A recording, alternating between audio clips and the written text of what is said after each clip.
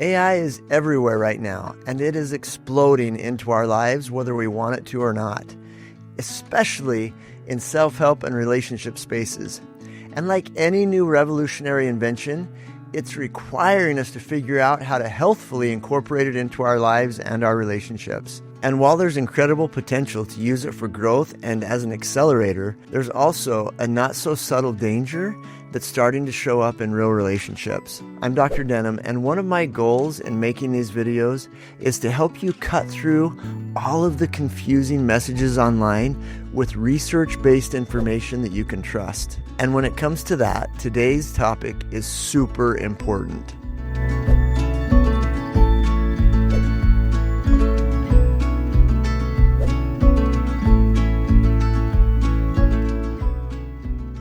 AI can be a powerful tool for emotional preparation, but it becomes a problem when it replaces real human connection. What does that actually mean? Let me say this clearly.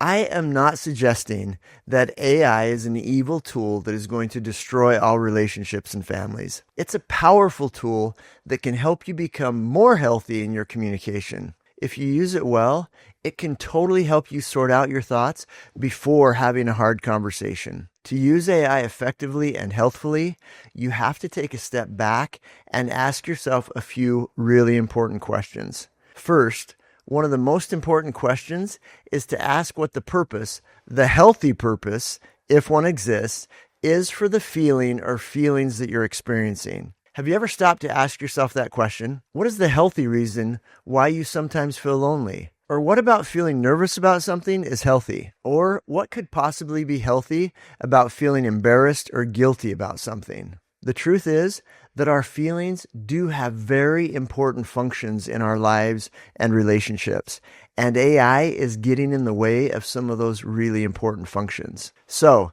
ask yourself, am I feeling the way I'm feeling to drive me to my partner? Am I feeling it to drive me to God?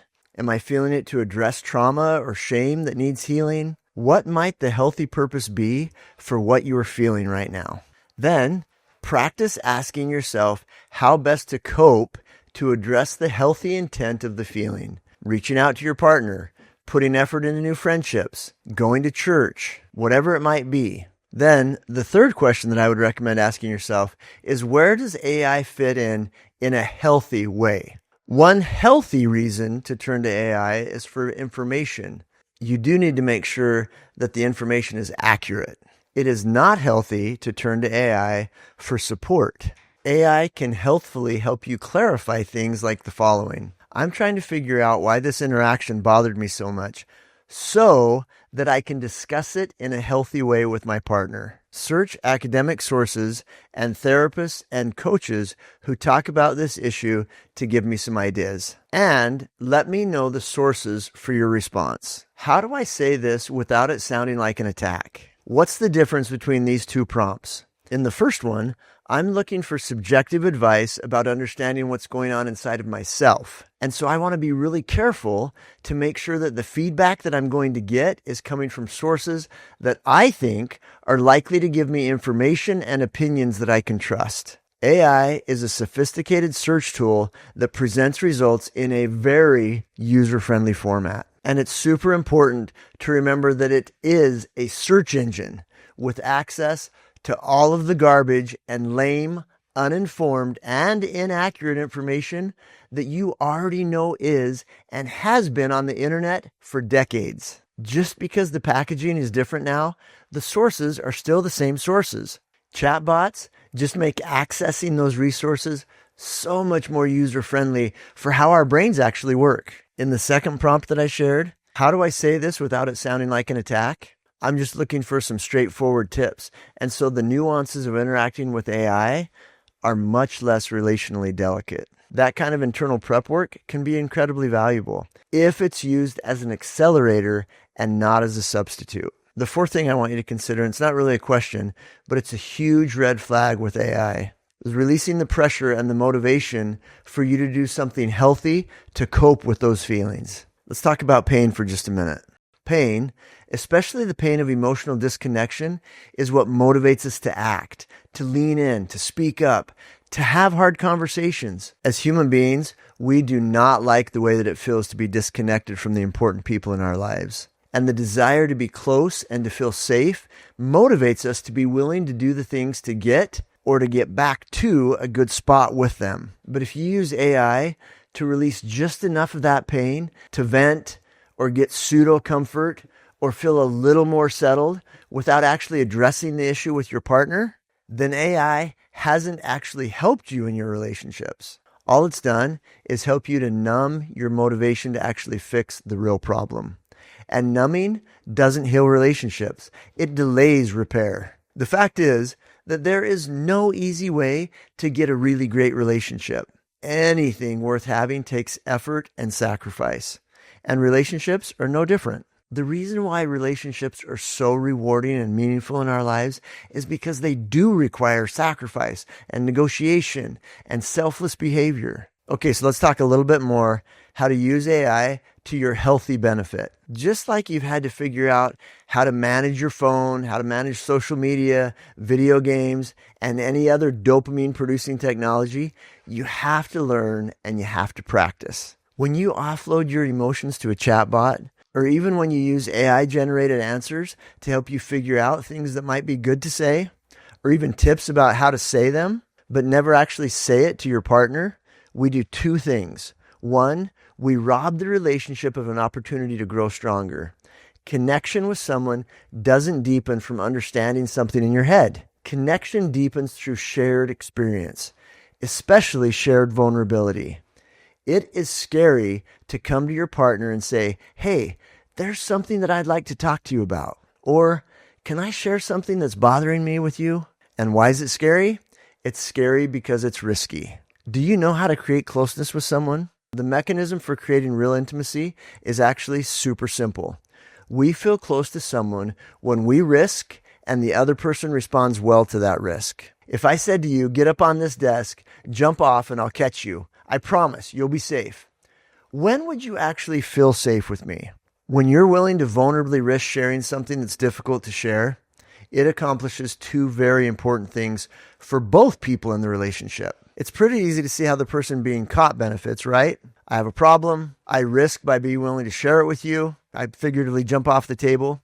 You catch me by responding well to my thoughts and feelings, and I'm rewarded with feeling valued by you and safe with you. But what of the person doing the catching? If I come to you with a problem, how does that benefit you? How does it benefit you to show up for me? Well, it sends a very clear message to you. It says, you matter to me enough to risk this. Our relationship, my relationship with you, matters enough to me for me to be willing to do this, to take this risk. I want to feel closer to you, and I trust you enough to turn to you, even, maybe especially if it's hard. And those messages actually really help the other person, the catcher, to feel valued and important to the person doing the jumping, taking the risk. So in a nutshell, that's the 10,000-foot view of the repair process in a relationship. And when it goes well, it builds trust, intimacy, and safety in the relationship. And here's a spoiler.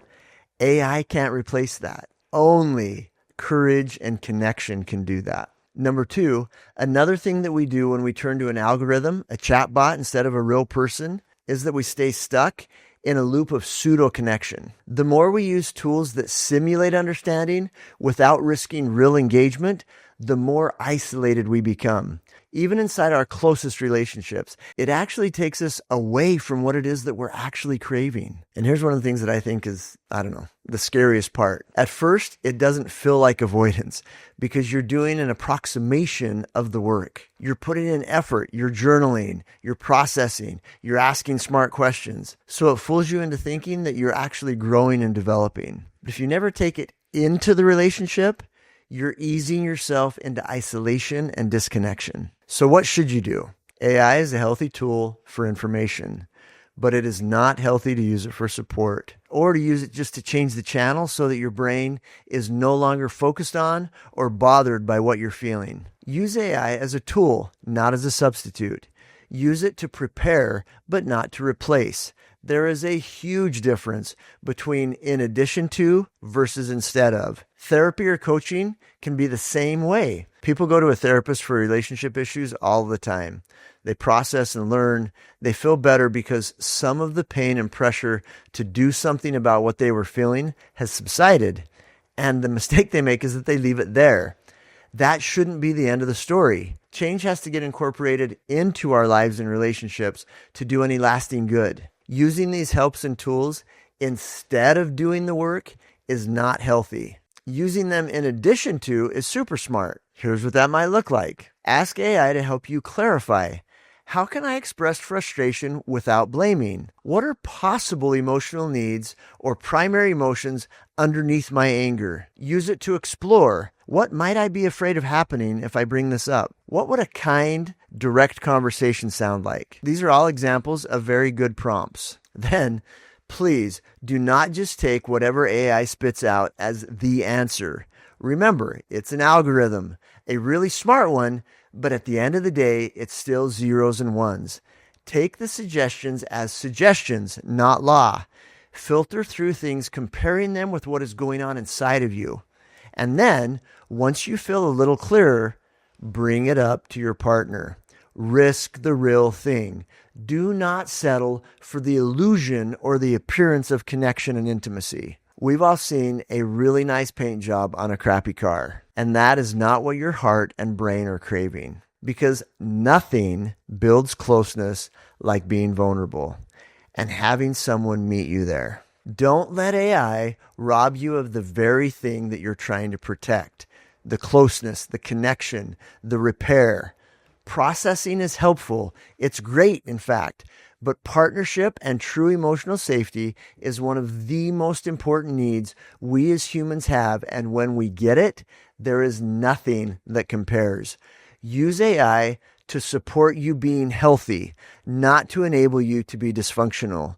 Please don't use it to replace the conversations that matter most. If you want to learn more about how your brain and your temperament shape the way that you process hard things, and how to have better conversations that actually bring you closer to your partner, check out the C.O.R.E Advantage program. We have an entire set of resources to teach and support you through research-based details of approaching conflict with confidence. Take the free C.O.R.E assessment at whatsmycore.com. Because when you understand how you're wired, you can start showing up in your relationships with more clarity, more confidence, and more connection.